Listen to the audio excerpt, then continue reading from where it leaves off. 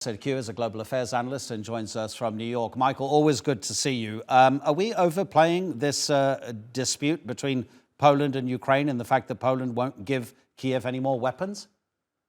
Not overplaying it at all. This is very, very grave. Of course, as the correspondent pointed out, there are domestic political issues or winds at play here. The party in power has to face parliamentary elections next month. They're not doing very well. So what do? They pander to the farmers, to the populist vote to be able to get enough votes. But having said all that, I think Ukraine has to practice a bit better deft diplomacy. This is not the first time they've landed in hot water about pressing too much allies. You may recall that a few months ago, there was rumblings in the United Kingdom that Ukraine wasn't thankful enough. So, in the same time, while we're sitting here in the United States watching what's playing out on Capitol Hill, it does not look good. The optics are absolutely terrible that a key ally of Ukraine is pulling out of a deal to provide weapons.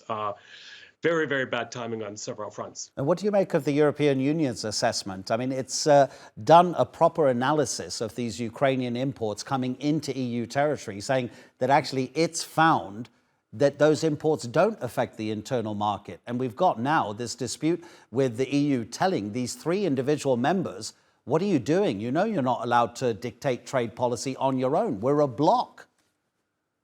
Well, a couple of things there. Number one is that we're reminded once again how fragile EU unity is. We saw that play out terribly during the pandemic, and here it is again. Member states not paying attention to what is said by the EU leaders.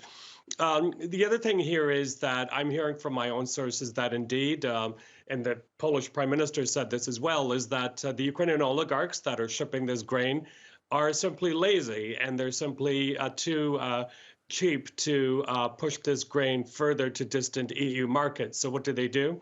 The grain supposedly falls off the tracks and ends up in the Polish market. But that's something that the Ukrainian government has to deal with quickly to get the oligarchs to follow what was agreed to and to use these so-called solidarity corridors to properly but again, the timing couldn't be worse for this. And as far as Ukraine is concerned, will it be worried that the fracture within the European Union may begin to actually extend to other countries as well? Because we've had Hungary. The entire duration of the war is not allowed a single weapon to go across its territory, and that hasn't affected the supply of weapons to Ukraine. So maybe it won't be as bad as Ukraine feels.